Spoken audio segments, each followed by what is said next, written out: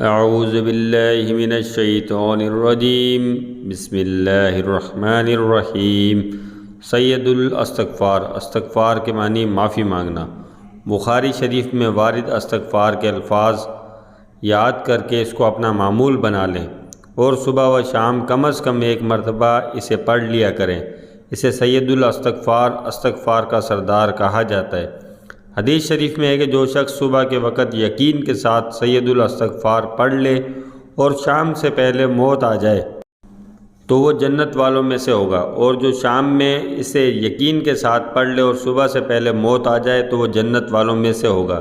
سید الاستغفار یہ ہے: اللہم انت ربی لا الہ الا انت خلقتنی وانا عبدک وَأَنَا عَلَىٰ عَهْدِكَ وَوَعْدِكَ مَا اسْتَطَعْتُ أَعُوذُ بِكَ مِن شَرِّ مَا صَنَعْتُ أَبُوءُ لَكَ بِنِعْمَتِكَ عَلَيَّ وَأَبُوءُ لَكَ بِذَنبِي فَاغْفِرْ لِي فَإِنَّهُ لَا يَغْفِرُ الذُّنُوبَ إِلَّا أَنْتَ۔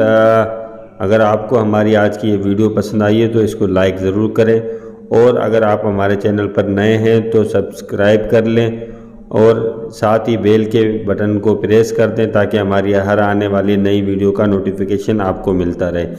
ساتھ کے ساتھ ہی اس کو شیئر لازمی کریں تاکہ دوسرے مسلمان بہن بھائیوں تک یہ پہنچ سکے اور آپ کا بھی اس کے اندر حصہ بن جائے۔